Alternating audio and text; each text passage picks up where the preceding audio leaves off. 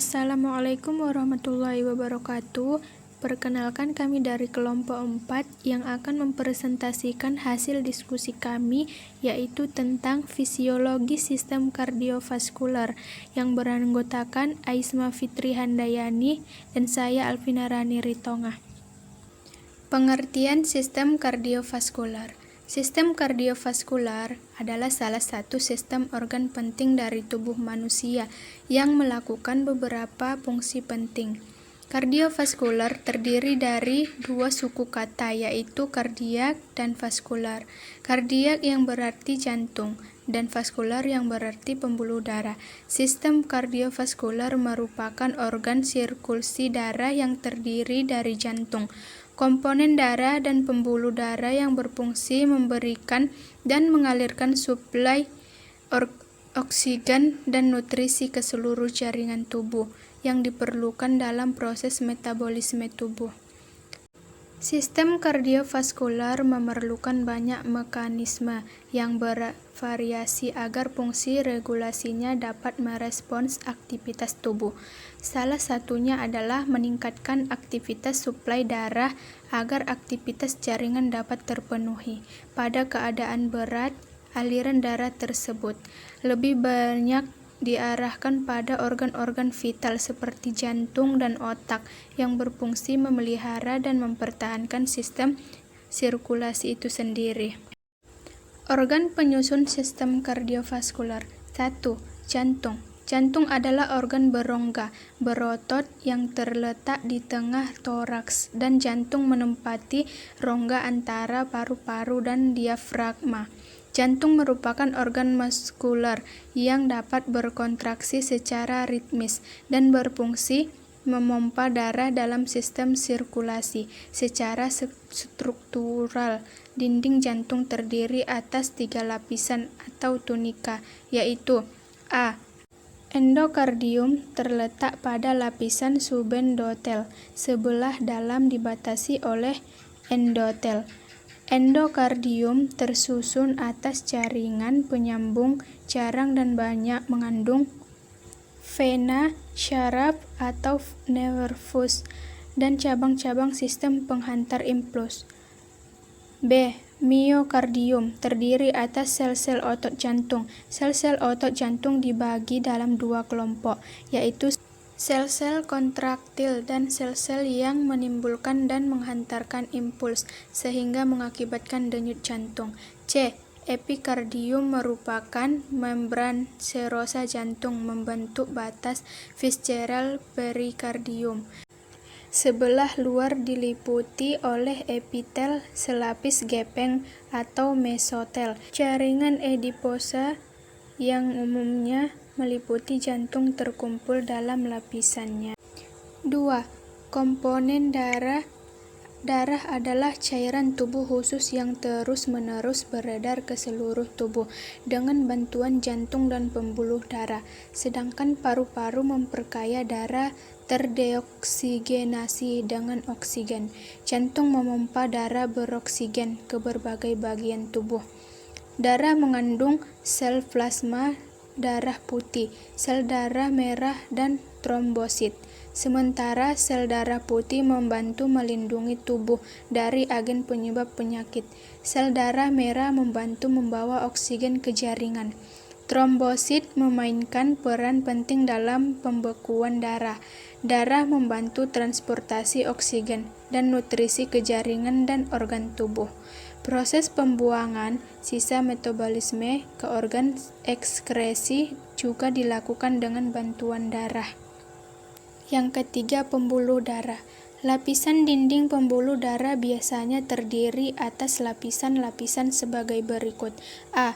Tunika intima atau tunika interna. Terdiri atas selapis sel endotel yang membatasi permukaan dalam pembuluh.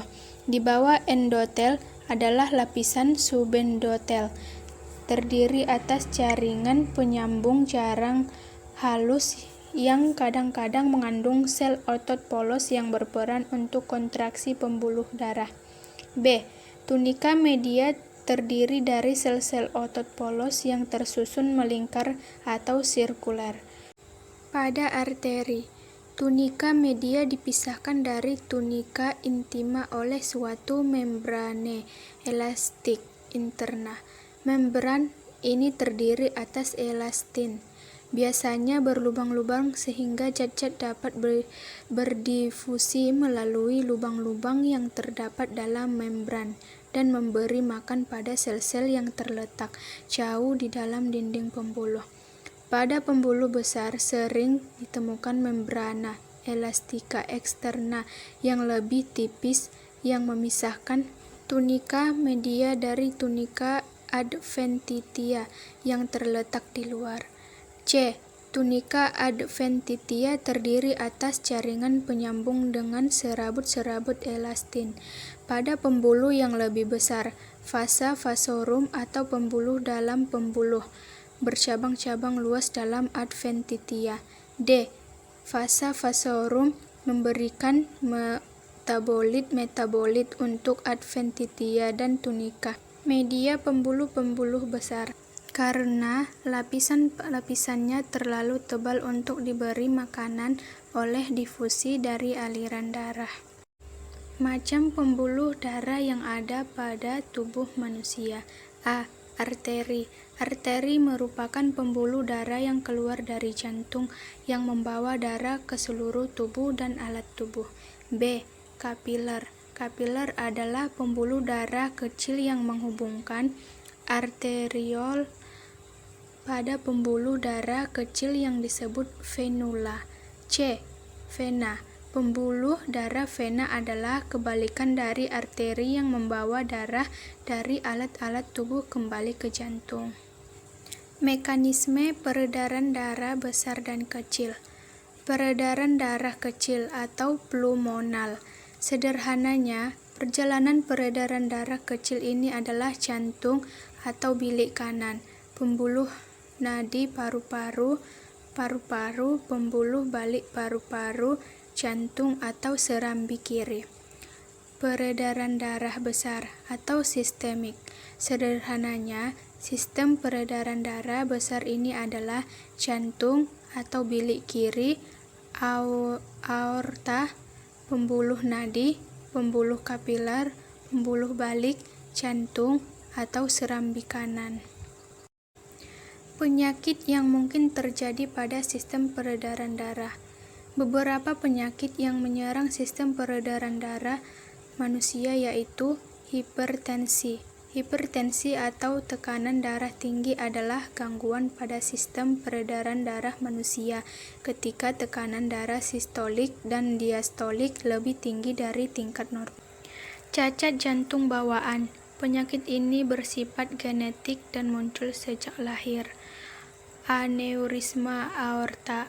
Penyakit aneurisma aorta menyerang arteri utama dalam tubuh.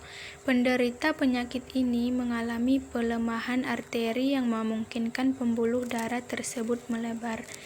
Stroke. Stroke merupakan penyakit lainnya yang menyerang sistem peredaran darah dan ini cukup berbahaya. Serangan jantung. Penyakit ini merupakan salah satu gangguan pada sistem peredaran darah yang paling banyak menyebabkan kematian.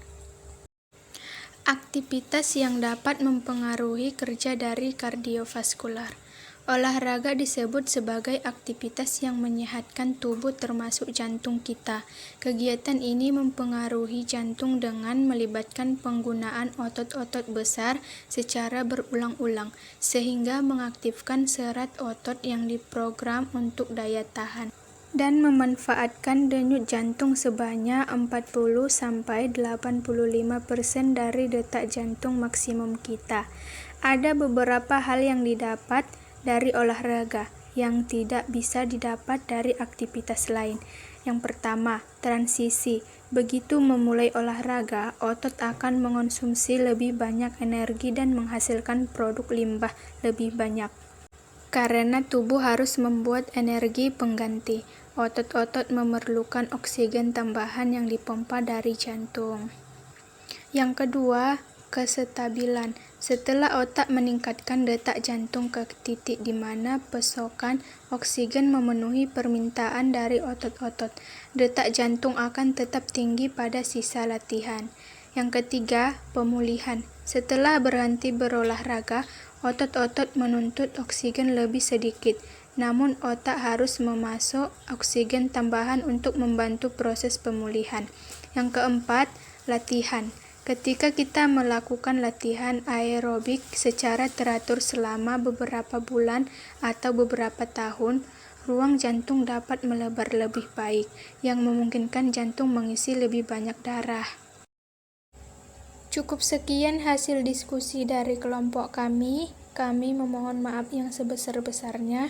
Wassalamualaikum warahmatullahi wabarakatuh.